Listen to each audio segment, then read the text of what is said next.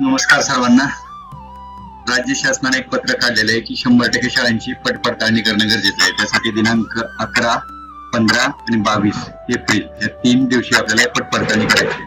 प्रत्यक्ष पडताळणी झाल्यानंतर आपल्याला ऑनलाईन सरळ पोर्टलवर माहिती भरणे आवश्यक आहे. त्यासाठी आपण सरळ पोर्टल ओपन करावं. सरळ मध्ये स्टुडंट पोर्टल हे आहे. student.maharashtra.gov.in या पोर्टलला लॉग इन करावे. लॉग इन करत असताना मुख्याध्यापक लॉग इन या ठिकाणी लॉग इन करायचं. मुख्याध्यापक लॉग इन वर आपल्याला माहिती भरायची, म्हणजे ज्या शाळेची आपण पडताळणी करू त्या शाळेचं लॉग इन करणं गरजेचं आहे. मी एक्झाम्पल साठी एक शाळा घेतो या ठिकाणी. त्या शाळेचा मी म्हणजे एवढा स्कोर आणि त्या शाळेचा पासवर्ड टाकून मी लॉग इन करतोय.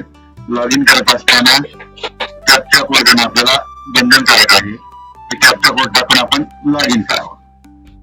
जेव्हा स्टुडंट पोर्टल आपण लॉग इन करू त्यावेळेस जी काही सूचना असेल ती कट करायची. त्याच्यामध्ये जो होम मेनू बार आहे त्या मेनू बार मध्ये अटेंडन्स नावाचे एक टॅब आहे. त्या अटेंडन्स टॅबला मार्क स्टुडंट अटेंडन्स क्लिक करायचे. यू डॅशबोर्ड ऑटोमॅटिक आणि शाळेचं नाव सुद्धा ऑटोमॅटिक येईल. ऑफिसर डेझिग्नेशन जे काही पद असेल ते पद निवडावं. क्लस्टर असेल तर क्लस्टर हेड. इतर डिपार्टमेंट म्हणजे ग्रामसेवक तलाठी जर असतील तर त्यांनी ऑर्डर निवडावं.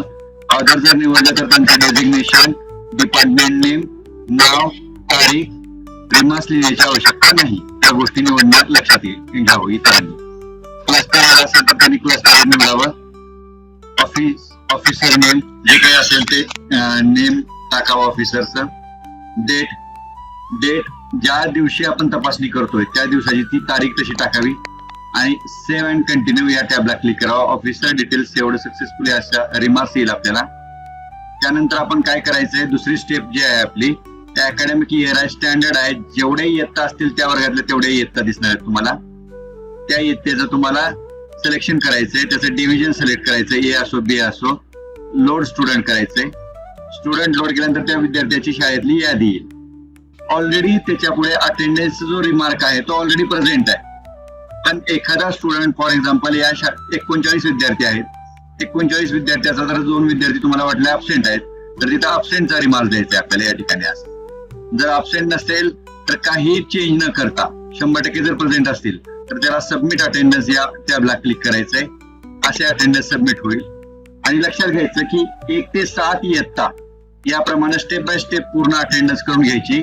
आणि ही अटेंडन्स सबमिट केल्यानंतर सबमिट अटेंडन्स क्लिक केल्यानंतर आपल्याला शेवटी एक पीडीएफ या ठिकाणी अपलोड करणं गरजेचं आहे. ती पीडीएफ कशाची असणार आहे तर इयत्ता जेवढ्या तेवढ्या इयत्तेचे जिओ टॅगिंग केलेले फोटोज तिथं आपण काढायचे आहेत आणि त्या फोटोची एकच पीडीएफ बनवायची आहे. ही पीडीएफ ची मॅक्झिमम साईज ही 100 MB असणार आहे.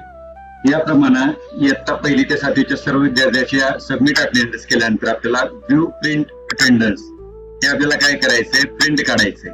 आणि हे प्रिंट काढून आपल्याला या ठिकाणी ऑफिसर सिग्नेचर आणि हेडमास्टर सिग्नेचर हे एक प्रिंट काढून आपल्याला याची एक प्रिंट जवळ ठेवायची आपल्याला. टोटल स्टुडंट, प्रेझेंट स्टुडंट आणि स्टेटस ओटीपी नॉट व्हेरीफाईड आहे. ओटीपी गेल्यानंतर आपल्याला तो व्हेरीफाईड आपल्याला मिळणार आहे हे लक्षात घ्यावं. त्यानंतर आपल्याला इथं काय करायचंय, सर्व वर्गाच्या जेव्हा ज्या जिओ टॅगिंगचे फोटो काढलेले असतात त्या फोटो आपण या ठिकाणी चूज फाईल करायचंय.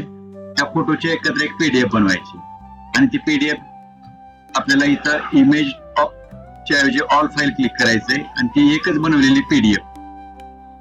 त्याप्रमाणे आपण इथे ठिकाणी पीडीएफ अपलोड करायचंय आपल्याला. आणि इथे एक रिमार्क्स लिहायचा आपल्याला. जो काही तुम्हाला रिमार्क्स लिहायचा शाळेबद्दल तो रिमार्क्स लिहायचा आहे. Save and proceed to OTP करायचं आपल्याला. ही सर्व प्रोसेस पूर्ण झाल्यानंतर PDF upload and remarks saved successfully आणि जो ओटीपी आहे तो ऑफिसर मोबाईल नंबर या ठिकाणी आपला जो मोबाईल नंबर आहे या ठिकाणी मोबाईल नंबर टाकायचा आणि सेंड ओटीपी करायचंय.